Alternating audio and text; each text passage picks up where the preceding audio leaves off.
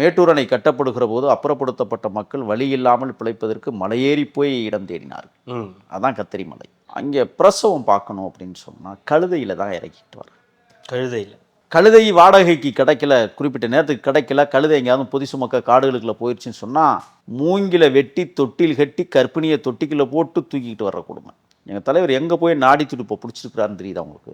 பெண்களுக்கு உரிய பாதுகாப்பு வழங்கக்கூடிய கழிவறைகள் வேண்டும், நவீனத்துவ கழிவறைகள் கொடுக்கப்பட வேண்டும். அங்கே உள்ளே நுழைய முடியாது. தெரியுமா தெரியாதா? தெரியும். கழுவுறதுக்கு ஆள் இல்லை. மாணவர்களை விட்டு கழுவ சொன்னால் வாத்தியார்கள் அதை வீடியோ எடுத்து போட்டாங்க. யார் பராமரிப்பது? எந்த பள்ளியிலாவது நான் கேட்குறேன், ஒரு பினாயில் பாட்டு வாங்கி வச்சுருப்பானா அரசு? ஒரு விளக்கமாறு வாங்கி வச்சுருக்கா? சொல்லுங்கள், நீங்கள் சொல்லுங்கள், நான் கேட்டுக்கிறேன். எங்கேயுமே இல்லையே. அதைத்தான் எங்கள் தலைவர் திட்டமிடுகிறார், அதிநவீனத்துவம். அப்போ கழிவறையே இவ்வளவு நுணுக்கமாக இருக்க வேண்டும் என்று கருதுகிற எங்கள் தலைவர் பள்ளிக்கூடம் எப்படி இருக்கணும்னு கருதியிருப்பாருன்னு யோசிச்சு பாருங்க. யாரையெல்லாம் சேர்க்கணும்னு முடிவு பண்ணி பயங்கரமாக இப்போ 23 கட்சிகள் சேர்ந்து ஒரு மாபெரும் மக்கள் சக்தியாக இருக்கக்கூடிய தமிழக வெற்றி கழகத்தை எதிர்க்கிறாங்க. அதாவது ஈழத்தை எப்படி 23 நாடுகள் சேர்ந்து அழிப்பதற்கு திட்டம் தீட்டினார்களோ, இங்கே 23 கட்சிகள் சேர்ந்து எங்களை எதிர்க்கிறார்கள். அண்மையில் 1020 கோடி ஊழல் நேரு பண்ணியிருக்கிறாருன்னு குற்றச்சாட்டு, நீதிமன்றமும் வழக்கை பதிவு பண்ணுங்கன்னு சொல்லிட்டாங்க. அதில் 36.4% கமிஷன் முதல்வருக்கு போயிருக்கிறதாக பொருளாதார குற்றப்பிரிவு சொல்லியிருக்கு. அப்போ அவரும் கைது செய்யப்பட வேண்டியது அவர் தானே. ஏன் கைது செய்யக்கூடாது? தமிழக வெற்றி கழகத்தின் சார்பில் சொல்கிறோம், முதலமைச்சரை கைது செய்ய வேண்டும், குற்றவாளிகளை பாதுகாக்கிற அரசு. ரெட்ரோலுக்ஸ் ப்ளஸ் நேயர்களுக்கு வணக்கம், நான் கார்த்தி. இன்றைய நேர்காணலில் நம்முடைய இணைந்திருப்பவர் தாவேகாவினுடைய செய்தி தொடர்பாளர் திரு முகில் வீரப்பன் அவர்கள். வணக்கம் சார். வணக்கம். எப்படி இருக்கீங்க? மகிழ்ச்சியாக இருக்கிறேன். வேலூர் கூட்டம், நிர்வாகிகள் கூட்டம் நேற்று நடந்தது. வழக்கத்தை விட விஜய் அவர்களின் பேச்சில் ஒரு அனல் தெரிஞ்சது. எப்போவுமே ஒரு சில விஷயங்கள் பேசுவார், எப்போவுமே முக்கியமான விஷயங்களை குறிப்பிட்டு பேசுவார். ஆனால் நேற்று விஜய்க்கும் ஸ்டாலினுக்கும் தான் போட்டியே. எனக்கு அரசியல் தெரியலன்னு சொன்னீங்கன்னா, கிட்டத்தட்ட இந்த மக்களுக்கும் அந்த அரசியல் தெரியலன்னு நீங்கள் சொல்கிறது. நானும் இந்த தமிழ்நாடும் வேற வேற இல்லை, நானும் நீங்களும் ஒன்று தான், உறவு தான், சென்டிமெண்ட்டாக ரெண்டு பேரும் சென்சிட்டிவான சென்டிமெண்ட் இது அப்படின்னு ரொம்ப எமோஷ்னலாக கூட நிறைய பேசியிருந்தார். என்ன தாக்கத்தை ஏற்படுத்தியிருக்கு இந்த பேச்சு பொதுமக்களிடையும் சரி மற்ற கட்சியினரிடையும் சரி? என்ன மாதிரியான தாக்கத்தை இந்த விஜய் அவர்களின் பேச்சு ஏற்படுத்தியிருக்கு? ஏன்னா நிறைய கொந்தளிச்சு போயிருக்காங்க நிறைய பேர். எப்படி பார்க்குறீங்க? நிறைய பேர் பாட்டு பாடி தான் அரசியல் வளர்க்குறாங்க, நாங்களும் பாடுவோம். சபரிமலையை விட்டு வாப்பா, வந்து தமிழ்நாட்டை பார்த்துட்டு போப்பா, சபரி மலையை விட்டு வாப்பா. ஐயப்பனை கூப்பிடுறீங்களா? ஆமாம். ஊற போட்ட அரிசியும் 70 ரூபாப்பா, அதில் கல்லு பாதி மண்ணு பாதி கலக்குறானப்பா என்று கிராமியங்களில் பாடப்படுகிற பாடலை நான் ஏன் பாடினேன்னா, ஆட்சியினுடைய அவலநிலை அவ்வாறு இருக்கிறது என்பதற்கு சான்று ஊறப்போட்ட அரிசியும் கூட இன்றைக்கி 70 ரூபாய் ஆயிடுச்சு அப்படிங்கிறது தான். எங்கள் தலைவர் முதலாக எல்லாரும் சொன்னாங்க, அவர் தனி விமானத்தில் தான் வருவார், அவர் தனியாக தான் வருவார் அப்படின்லாம் சொல்லி நக்கல் கிண்டல் நையாண்டி எகத்தாளம் அதெல்லாம் இருந்தது. நேற்றைய தினம் 4 மணி நேர பயணமாக வேலூருக்கு தன்னுடைய மகிழுந்துவில் பயணம். 4.5 லட்சம் பேர் இருபுறமும் இருந்து மலர்களை தூவி வரவேற்ற தருணம். 5.25 கோடி பேர் பார்த்துருக்காங்க இணையத்தில் அவருடைய பேச்சை. குறிப்பாக கார்த்திக்கு 3 முறை கேட்டிருப்பாருன்னு நான் நினைக்கிறேன். என்னது சார்? அவருடைய பேச்சை கேட்டேன் சார். திருப்பி திருப்பி அதை கேட்க வேண்டிய சூழலும் இருக்கிறது. புதிதாக என்ன பேசுவார்னு நீங்கள் சொன்னீங்கல்ல, அரசியல் தெரியவில்லை என்றால் மக்களுக்கும் தெரியவில்லை என்று அர்த்தம். இன்னொன்று முக்கியமானது அதில் நான் சொல்லணும்னு நினைக்கிறேன், அவர் வடித்த கண்ணீரும் அன்றாடங்காட்சி மக்களின் கண்ணீர் இல்லையாமே. அவர் ஏதோ பேப்பரை பார்த்து தான், எளியவர்களின் கண்ணீர் இல்லை பேப்பரை பார்த்து தான் அதுவுமே கண்ணீர் வடிச்சாருன்னு. பேப்பரை பார்த்தா கண்ணீர் வந்துருமா? அதில் எழுதி இருக்குன்னு யார் சொன்னா? யார் சொல்லுவாங்கன்னு உங்களுக்கு தெரியும்? இல்லை, அது திராவிட திருட்டு கும்பல் சொல்லணும். அதுக்கெல்லாம் நாங்கள் பதில் சொல்லிக்கிட்டு இருக்க வேண்டிய அவசியம் இல்லை. அழுகை என்பது இயல்பாக இருக்கணும். கரூரில் அழுதுற மாதிரி இருக்கக்கூடாது. 2 பேர் அழுதாங்கல்ல, முதல்ல ஒரு சோகம் முகத்தில் வருதுன்னு சொன்னால் உதடுக்கு இருக்கும் சைக்காலஜிக்கலாக. எங்கள் தலைவருக்கு நேற்று அதை சொல்லும் போதே உதடு கருத்துருச்சு. அதுக்கப்புறம் நாக்கால் அந்த உதடை தடவி மென்மைப்படுத்தி அதுக்கப்புறம் பழைய நிலைமைக்கு வந்து தான் பேச தொடங்கினார். கரூரில் அழுதாங்களே, உதடு சிவந்து இருந்துச்சா கருத்து இருந்துச்சா பார்த்தீங்களா? என்ன சார் ஹீரோயினா உதடு சிவந்து இருந்ததா கருத்து இருந்ததாலாம் நான் இல்லை, போய் பார்க்க சைக்காலஜிக்கல்னு ஒன்று. எனக்கு தெரியாது சார் அது. மன உளவியல் ரீதியாகவே இயல்பாக இருக்கிற உதடு எல்லோருக்கும் இருக்கும். சிகரெட்டு குடிச்சாலும் அவனுக்கு கருப்பாக இருக்கும்.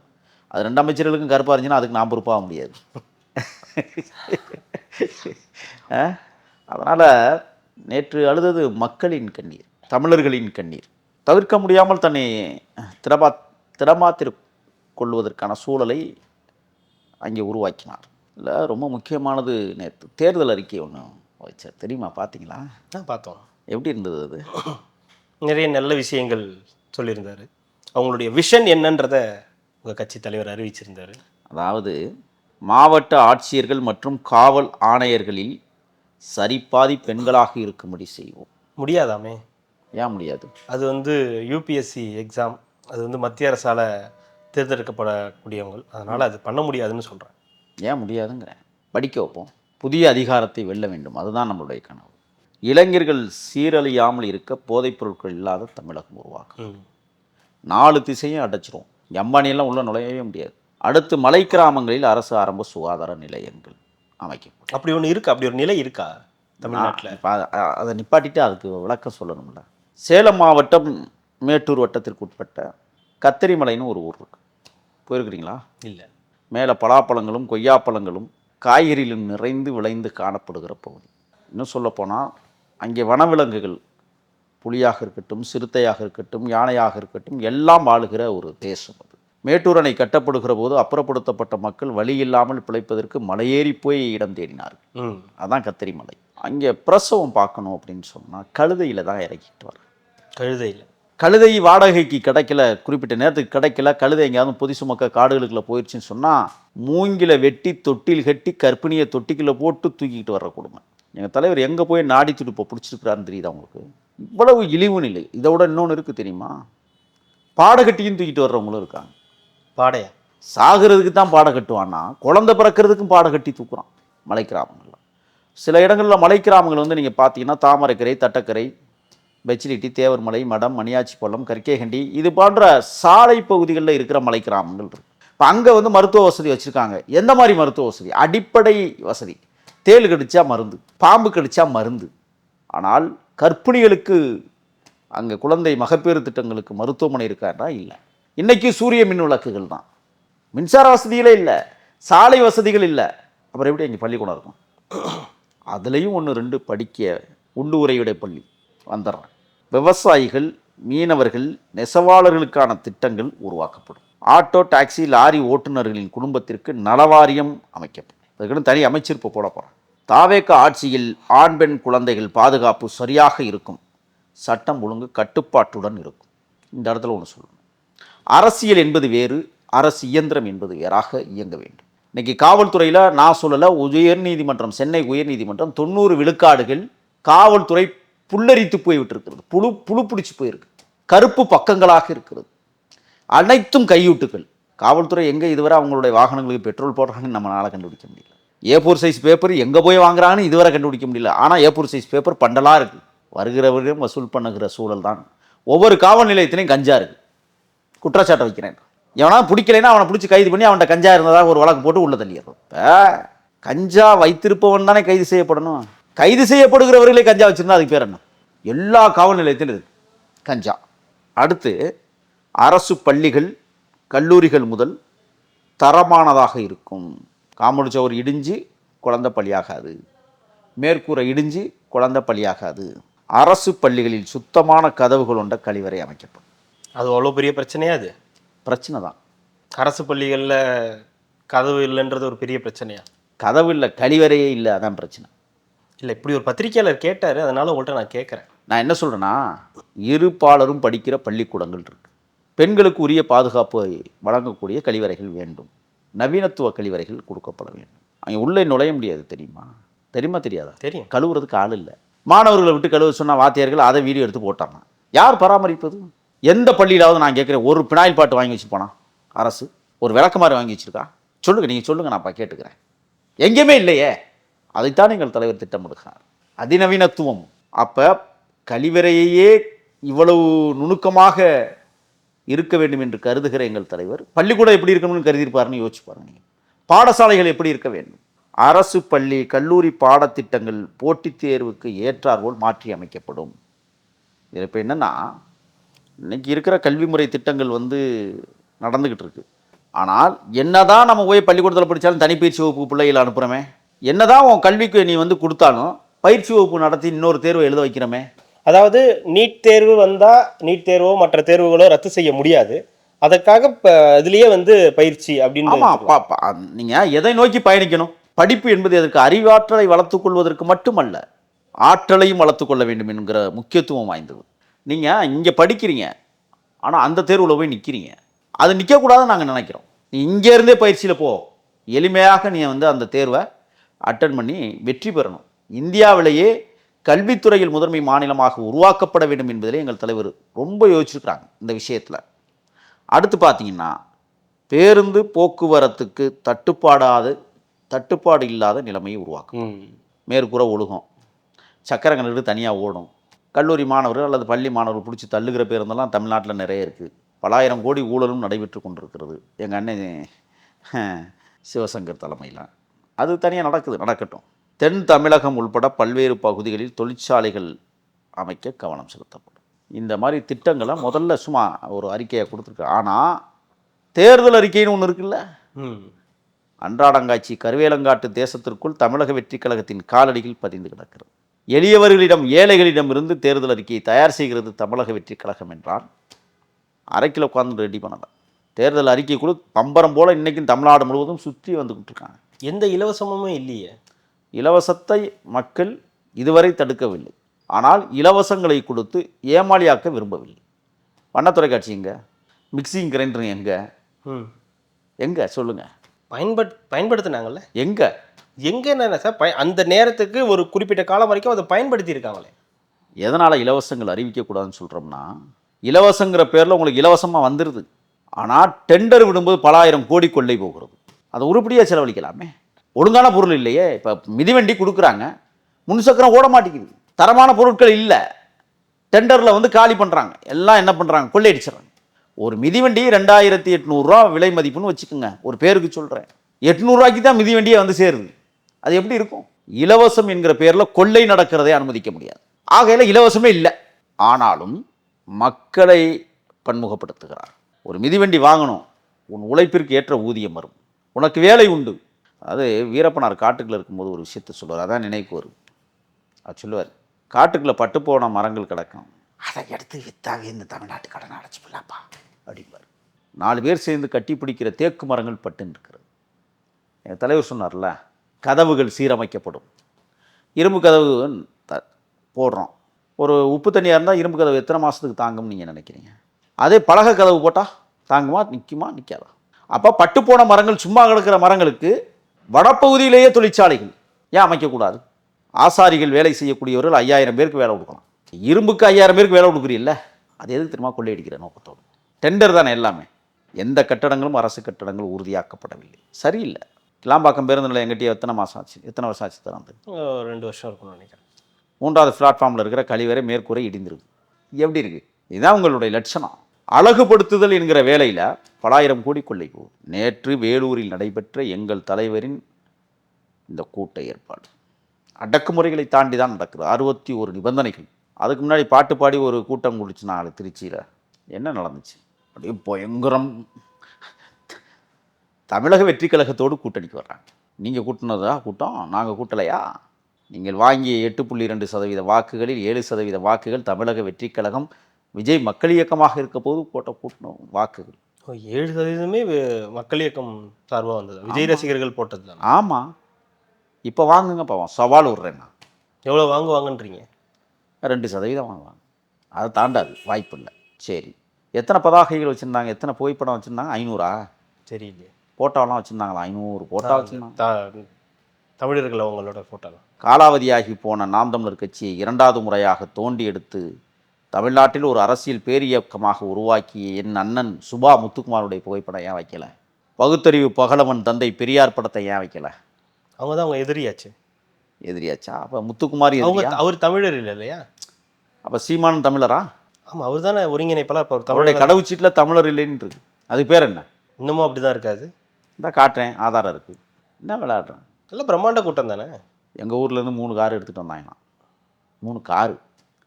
ஒவ்வொரு கார்லேயும் 5 பேர் 15 பேர் வந்திருக்காங்க. எங்கேருந்து? என் ஒன்றியத்துக்கே. என்னடான்னு கேட்டேன். ஆனால் பிரியாணி வாங்கி கொடுத்தேன் ஒன்றிய செயலாளர்.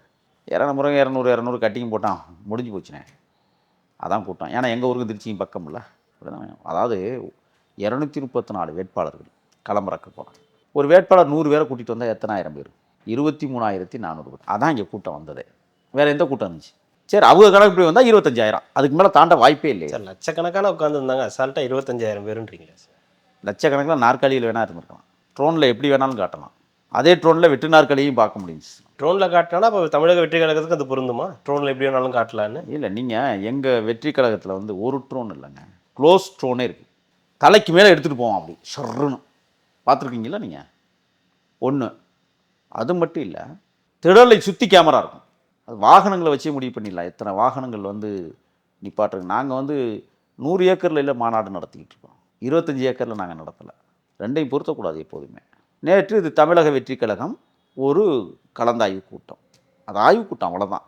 பொறுப்பாளர்களை சந்திக்கிற கூட்டம். மாநாடு போல திரண்டிருக்கிறது. எப்படி அது? இப்போ காவல்துறை என்ன சொல்லுது? இல்லை, இவங்க வந்து 5,000 பேர்னு சொல்லிவிட்டு அவுத்து விட்டாங்க, அது 15,000 பேர் உள்ளே புகுந்துட்டாங்கிறாங்க. இல்லை, இப்போது நேற்றைய தினம் அவருக்கு சொல்லும்போது ஒரு புது விஷயத்தை கையில் எடுத்தார். எப்போவுமே தாவேக்கா வெர்சஸ் திமுக தான் போகும். நேற்று ஃபஸ்ட் டைமாக வந்து இந்த விஜயா இல்லை இந்த ஸ்டாலின் சாரா அப்படின்னு முடிவு பண்ணுங்க அப்படின்னு கையில் எடுத்திருக்காரு. என்ன காரணம்? எதனால் இப்போது ஸ்டாலின் வெர்சஸ் விஜய் அப்படின்னு எடுத்துகிட்டு போகிறார்? அதாவது பார்க்குறமே புதிய புதிய இயக்கங்கள் தோன்றுகிறது. சாதிய சங்கங்கள் அனைத்தும் மாநாடு நடத்துகிறார்கள். யாரையெல்லாம் சேர்க்கணும்னு முடிவு பண்ணி பயங்கரமாக இப்போ 23 கட்சிகள் சேர்ந்து ஒரு மாபெரும் மக்கள் சக்தியாக இருக்கக்கூடிய தமிழக வெற்றி கழகத்தை எதுக்குறாங்க. அதாவது ஈழத்தை எப்படி 23 நாடுகள் சேர்ந்து அழிப்பதற்கு திட்டம் தீட்டினார்களோ, எங்கள் தலைவர் சொன்னார், ஆயுதங்களை மௌனிக்கிறோம் என்றார். ஆனால் இங்கே ஒரு மௌன புரட்சி நடந்து கொண்டிருக்கிறது. அங்கே மௌனிப்பு, இங்கே மௌன புரட்சி, ரெண்டுக்கும் வித்தியாசம் தான். இங்கே 23 கட்சிகள் சேர்ந்து எங்களை எதிர்க்கிறார்கள். எங்கள் தலைவர் எப்படி தூய்மையான தமிழ் தேசிய தலைவரோ அதை போல தூய்மையான தலைவராக இன்றைக்கு தமிழக வெற்றி கழகத்தின் தலைவர், தமிழர்களின் தலைவர் விஜய் இன்றைக்கு இருக்கிறார் என்பதை இந்த 23 கட்சிகளும் ஒரு இதில் பார்த்தேன். டிபேட்டில் ஒருத்தன் கண்ணடிக்கிறான் தெரியுமா? எல்லா கட்சிக்காரனையும் பார்த்து கண்ணசிக்கிறான். அப்படின்னா என்ன அர்த்தம்? ஒரு சாதாரண டிபேட்டில் கூட அதிமுக திமுக ஒன்று சேர்ந்துக்குது, அதிமுக நாம் தமிழர் சேர்ந்துக்குது. ஏற்கனவே அவர்கள் கூட்டணியில் தான் இருக்காங்க தெரியுங்களா? திமுக அதிமுக மறைமுக கூட்டணியில் தான் இன்றைக்கும் ஓடும். எதுக்காக? ஆமாம், 7 அமைச்சர்களே அதிமுக அமைச்சர் தானே. ஒன்று. ரெண்டாவது, தமிழ்நாடு முழுவதும் நெடுஞ்சாலைத்துறை டெண்டர் யாருக்கு இருக்குது?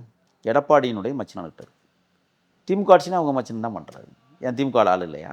அதிமுகவில் யார் மணல் கொள்ளை நடத்தினார்களோ அவர்கள் தான் திமுகவிலும் மணல் கொள்ளை நடத்தியிருக்கிறார்கள். எங்கு பார்த்தாலும் இப்போ தமிழ்நாடு முழுவதும் பூமியை தோண்டுகிற வேலை நடைபெற்று, கனிம வளங்கள் கொள்ளை போகிறது.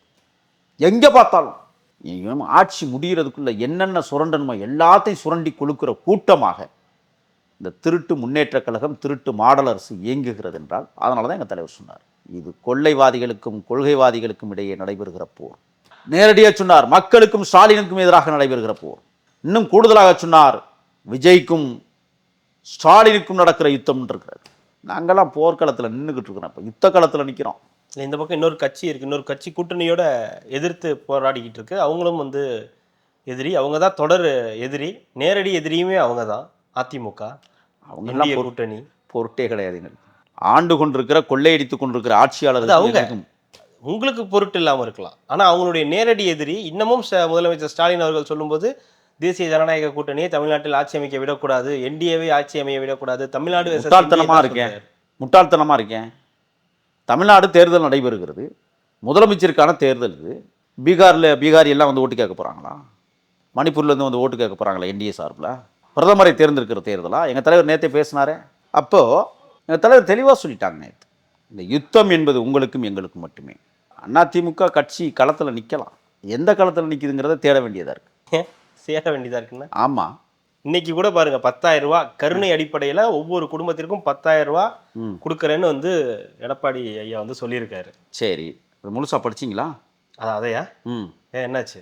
இல்லை, அதை முழுசாக படிச்சிங்களான்னு கேட்குறேன். அதில் என்ன போட்டிருக்குன்னா, வருமானத்தை பெருக்கி 10,000 வரும். வருமானத்தை பெருக்குவதற்கு வேலையே இல்லையே. வருமானத்தை எப்படி பெருக்குவீங்க? எந்த ரீதியில் வந்து பொருளாதாரத்தை உயர்த்தி அதற்கப்புறம் வந்து நீங்கள் இந்த 10,000 கொடுப்பீங்க? இதெல்லாம் இந்த பீகாரில் செஞ்சாங்க பாருங்க. அந்த திட்டத்தை இப்போ காப்பி அடிக்கிற வேலையை 2 கட்சியும் பண்ணிக்கிட்டு இருக்கு. இப்போ இதில் என்னென்னா, நீ ஆட்சிக்கு வந்தாலும் பரவாயில்ல, நீ ஆட்சிக்கு வந்தாலும் பரவாயில்ல, 2 பேருக்கும் காம்ப்ரமைஷன் தான். தாவேக்கா வந்து விடக்கூடாது. அதில் ரொம்ப தெளிவாக 2 கட்சியும் வேலை செஞ்சுக்கிட்டு இருக்காங்க. இவர் 5,000 கொடுத்தா அவர் 10,000. நாங்கள் வாயை பொத்துன்னு சொல்லிட்டு எவ்வளோ வேணாலும் பணம் கொடு, மக்கள் வாங்க தயாராக இருக்கிறார்கள். அது கொள்ளையடித்தப்படும். எல்லா மக்களும் பேசிட்டாங்கல்ல. கொடுக்குறியா? கொடு. கொள்ளையடிச்சு வச்சுக்க என்ற கொடுக்குற, வாங்கிக்க போகிறோம். கொள்ளையடித்த கும்பலை ஓட ஓட விரட்டுவதுதான் தமிழக வெற்றி கழகத்தினுடைய நோக்கம். இவரெல்லாம் நாங்கள் சும்மா விட மாட்டோம். குற்றவாளி குண்டில் முதலமைச்சர் நிற்பார், எழுதி வச்சுக்கோங்க. முதலமைச்சரை கைது செய்வோம், துணை முதலமைச்சரை கைது செய்வோம். நாங்கள் கைது செய்கிற போது முன்னாள் முதல்வர், முன்னாள் துணை முதல்வர்.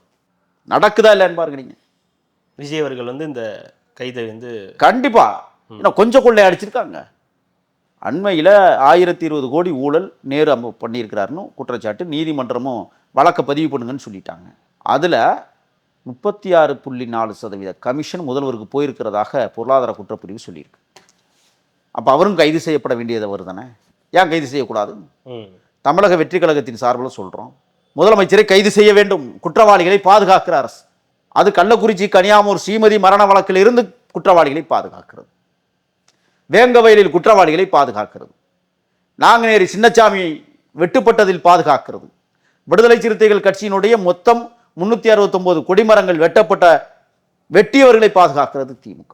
3000த்திற்கும் மேற்பட்ட பதாகைகள் விடுதலை சிறுத்தைகளோடு கிழிக்கப்பட்டிருக்கிறது. பாதுகாக்கிறது திமுக. யார? குற்றவாளிகளை. அதுக்கு யார் கோவப்படணும்? எங்களுக்கு வருத்தம் இருக்கு.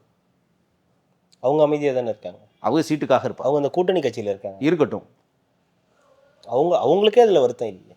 எங்களுக்கு வருத்தம் இருக்குன்னு சொல்கிறோம். ஏன் இவ்வளோ வருத்தம் உங்களுக்கு? அண்ணன் திருமா மாபெரும் மகத்தான தலைவர், மதிக்கக்கூடிய தலைவர். வரமாட்டார், கூட்டணிக்கு வரமாட்டார். வர வேண்டாம். அதுக்காக தீவெட்டி பெட்டி பிரச்சனையை பேசாமல் இருக்க முடியுமா? நாங்கள் அதற்காக வந்து திரௌபதி அம்மன் கோயில் பிரச்சனையை பேசாமல் இருக்க முடியுமா? நீங்கள் பேசலாம். அவங்க பேசணும்ல. அவங்க தான் பேசணும்னு என்ன அங்கீகாரம் எழுதி கொடுக்கப்பட்டிருக்கா? பேச வேண்டியது அவங்களுக்கும் ஒரு தலையாய கடமை இருக்கு இல்லையா? விடுதலை சிறுத்தைகளை இன்னைக்கு எங்கள் பக்கம் தான் வந்திருக்கு. யாரு? தொண்டர்கள். அப்போ நான் பேசணுமான்றாமா? உறுதியாக சொல்கிறீங்க? 100% சொல்கிறேன். ஏதாவது ஒரு ரீசன் இருக்கணும் இல்லையா? இதுதான் காரணம்னு. தேர்தல் வரட்டும் சொல்கிறேன். யாரும் திமுக கூட்டணியை விடுதலை சிறுத்தைகள் கடைநிலை தொண்டர்கள், கடைசி தொண்டர்கள் ஏன் விரும்பலன்னு நினைக்கிறீங்க? என்ன பண்ணி வச்சுருக்காங்க? திமுக ஓட்டுக்கு கேட்க மட்டும் வருவாங்க. என்ன சுபேமனா, என்ன கற்பேமனா, இந்தா ஒரு 200 வச்சுக்க. கொடுத்தது 2 லட்சம் இருக்கும், கொடுப்பது இங்கே 200 இருக்கும். தெரியாமல் இருக்கா? அட்டனக்கால் போட்டுட்டு அந்த அந்த பறையமையனை வர சொல்லு. இவன் வழுக்கு வழுக்குன்னு இங்கேருந்து ஓடுவான் அதிகாலை 3 மணிக்கு. 200 வச்சுக்க. கொடி தூரம்லாம் கட்டிட்டியா? சரி, நல்லா நல்லா பண்ணு. என்ன நாளைக்கு அங்கே சேரி ஓட்டெல்லாம் வாங்கிரு. ஓடுவாங்க நல்லா. ஆண்டாண்டு காலமாக அடிமையாக வைத்திருக்கிற கட்சியை திமுக தான். சேரிகளை எத்தனை நாளைக்கு பொறுத்துக்கிட்டு இருப்போம்? ஒரு டெண்டராவது தாழ்த்தப்படுத்தப்பட்டவர்கள் கொடுத்த வரலாறு உண்டா? ஒரு டெண்டர் அரசு ஒப்பந்ததாரராக ஆதி திராவிடர்களை ஆக்கியது உண்டா திமுக? கேட்டால் சமூக நீதி பேசுவானுங்க. அதாவது மேலவளவு படுகொலை 5 பேர் செத்தாங்க. உங்களுக்கு தெரியும்னு நினைக்கிறேன். எவ்வளோ பெரிய அதிர்வுகளை உருவாக்கி. அந்த படுகொலை செய்த ராமருக்கு தான் மூர்த்தி டெண்டர் கொடுக்குறாரு மதுரைக்கில். எப்படி இருக்கு? சூப்பராக இருக்குல்ல? விசிகா கடைமட்ட தொண்டன் கோபத்தோடு இருக்கிறான் என்பதை விசிகாவுடைய தலைவர்கள் புரிந்து கொள்ள வேண்டும். சும்மா இல்லை. எத்தனையோ பேர் என்னோட பேசிகிட்டு இருக்காங்க. அண்ணே மனசு வலிக்குதுண்ணே, என் ஊரில் கொடிக்கம்பத்தை வெட்டி சாச்சவன் திருப்பி வந்து எனக்கிட்டே ஓட்டு கேட்குறானே அப்படின்னு கோபத்தில் கொந்தளிக்கிறான். அண்ணே இன்னைக்கு என்னை வந்து சேரியில் சேரியாகவே வச்சிருக்கிறானே, சுடுகாட்டுக்கு பாதை இல்லைண்ணே. அவன் என்ன சிந்தனை செய்வான்? அதை சரி செய்கிற இடத்தில் தமிழக வெற்றி கழகம் நிற்கிறது. எங்கள் தலைவர், மகத்தான தலைவர் விஜய் நிற்கிறார். அதுதான் பிறப்புக்கும் எல்லா உயிருக்கும் என்கிற வள்ளுவ தத்துவத்தை இந்த மண்ணிற்கு வழங்கியிருக்கிறார். மீண்டும் அடிச்சு நொறுக்காம விட மாட்டோம். சேரிகள் என்பது சேர்ந்தே இருக்கும், எழுதி வச்சுக்கோங்க. அது ஊரோடு சேர்ந்தே இருக்கும், உறுதியாக சொல்லுகிறோம்.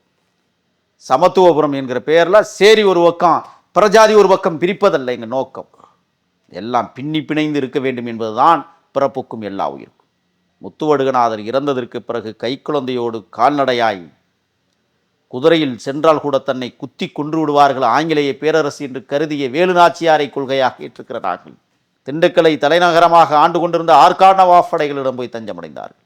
ஆனால் போர்ப்படை தளபதியாக இருந்த குயிலியை அழைத்து ராமநாதபுரம் சில்லாவையும் சிவகங்கை சீமையையும் எந்த காலகட்டத்திலும் ஆங்கிலேய பேரரசு உள்ளே நுழைந்து விடக்கூடாது என்று உத்தரவிட்டார்கள் வேலுநாச்சியார்.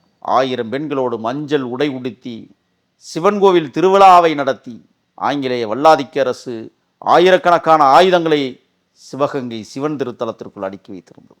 குயிலி மஞ்சள் உடை உடுத்தி தலையிலே அவர்கள் பல்லக்கெடுத்து போகிற போது உள்ளே இருந்தது நெய் என்பது ஆங்கிலேய பேரரசுக்கு தெரியாமல் போனது. உடல் முழுவதும் நெய்யை ஊற்றி கொண்டு தீயை பற்ற வைத்து ஆயுத கிடங்கில் மோதிய குயிலி கண்டெடுத்த வேலு நாச்சியாரை நாங்கள் கொள்கை தலைவராக சும்மாலாம் அல்ல, வரலாறை பேசுகிறோம். ஹிஸ்ட்ரி சோஸ் தி வே. ஓடாத மானும் போராடாத இனமும் வெற்றி பெறாது என்று எங்கள் இனமானத்துடைய தலைவன் சொன்ன கூற்றை போல போராடாத வாழ்க்கை ஒரு நாளும் வெற்றி பெறாது என்பதற்குத்தான் தமிழக வெற்றி கழகத்தை எங்களுக்கு தந்திருக்கிறார் தலைவர் விஜய். ஓட ஓட வரட்டும், எச்சரிக்கை. கண்டிப்பாக சார். அடுத்தடுத்த நிகழ்வுகளில் தொடர்ந்து பேசலாம். மிக்க மகிழ்ச்சி. நன்றி. நன்றி.